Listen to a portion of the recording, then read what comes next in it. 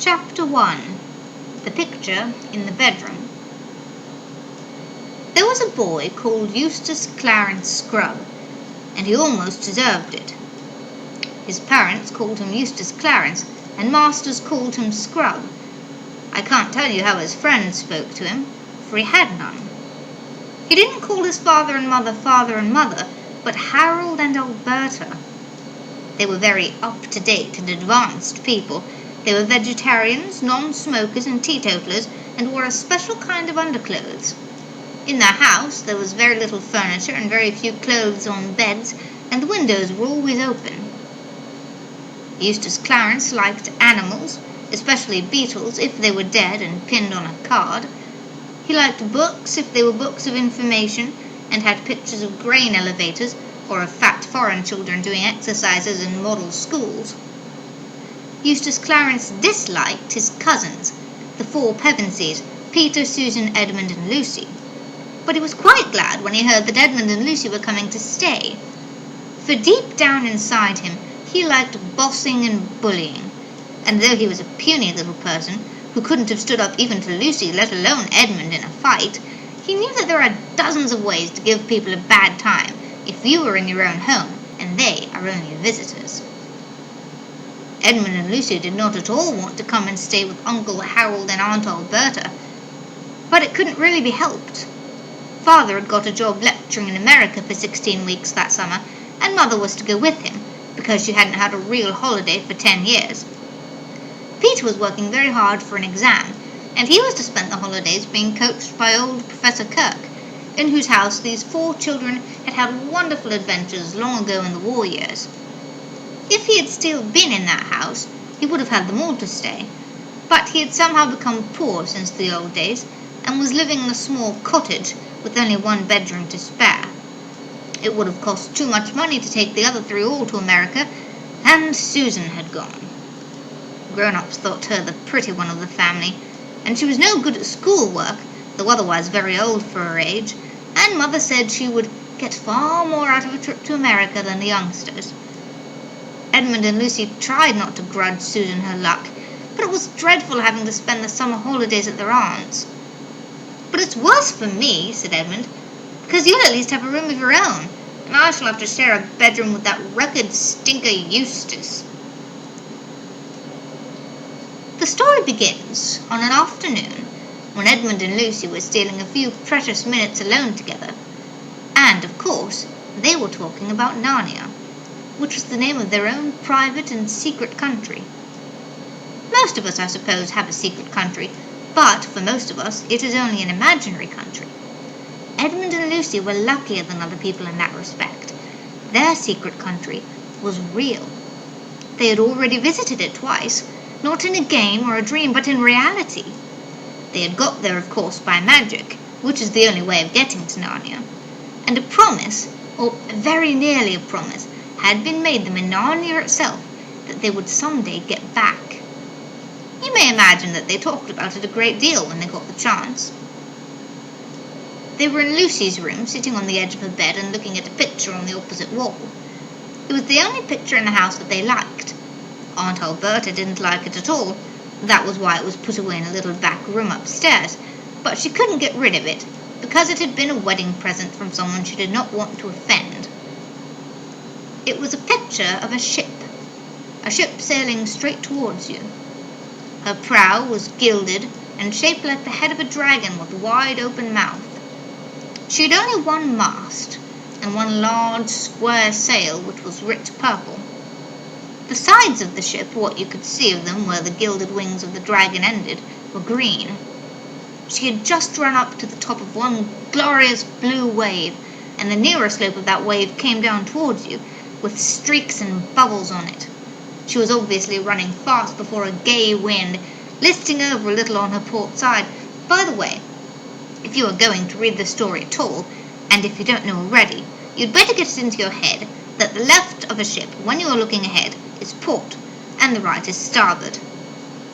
All the sunlight fell on her from that side, and the water on that side was full of greens and purples.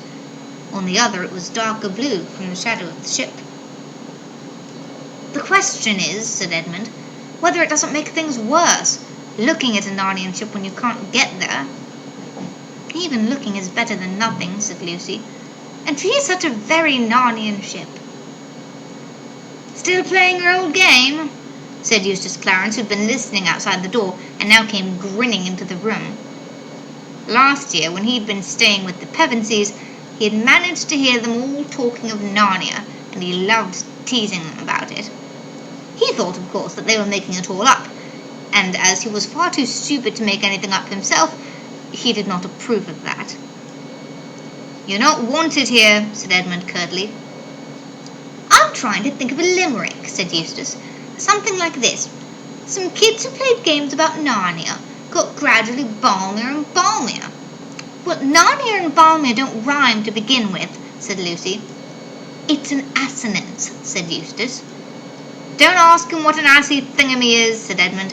"He's only longing to be asked. Say nothing and perhaps he'll go away." Most boys, on meeting a reception like this, would either have cleared out or flared up.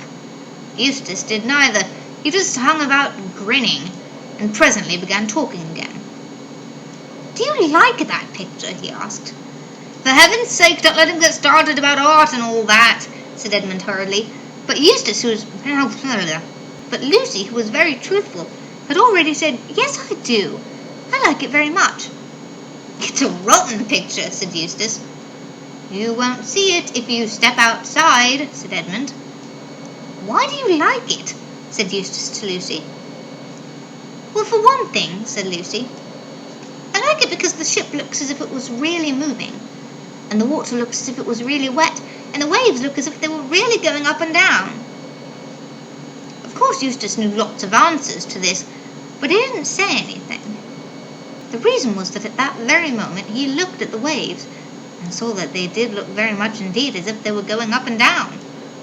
He'd only once been in a ship, and then only as far as the Isle of Wight, and had been horribly seasick. The look of the waves in the picture made him feel sick again. He turned rather green and tried another look, and then all three children were staring with open mouths. What they were seeing may be hard to believe when you read it in print, but it was almost as hard to believe when you saw it happening. The things in the picture were moving.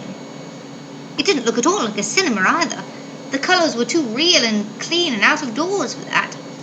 Down went the prow of the ship into the wave, and up went a great shock of spray, and then up went the wave behind her, and her stern and her deck became visible for the first time, and then disappeared as the next wave came to meet her, and her bows went up again.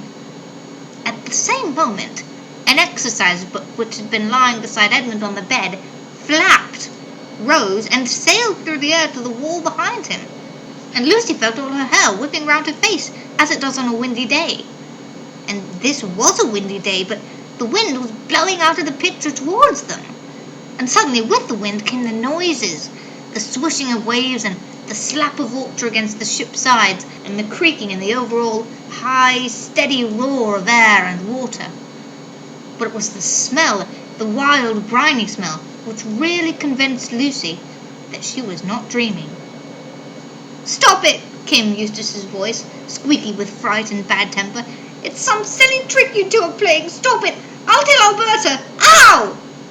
The other two were much more accustomed to adventures, but just exactly as Eustace Clarence said ow, they both said ow too. The reason was that a great cold salt splash had broken right out of the frame, and they were breathless from the smack of it, besides being wet through. "I'll smash the rotten thing!" cried Eustace, and then several things happened at the same time. Eustace rushed towards the picture. Edmund, who knew something about magic, sprang after him, warning him to look out and not be a fool. Lucy grabbed at him from the other side and was dragged forward, and by this time either they had grown much smaller, or the picture had grown bigger. Eustace jumped to try to pull it off of the wall, and found himself standing on the frame. In front of him was not glass, but real sea, and wind and waves rushing up to the frame as they might to a rock.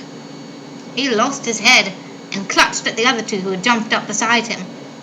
There was a second of struggling and shouting, and just as they thought they'd got their balance, a great blue roller surged up round them, swept them off their feet, and threw them down into the sea.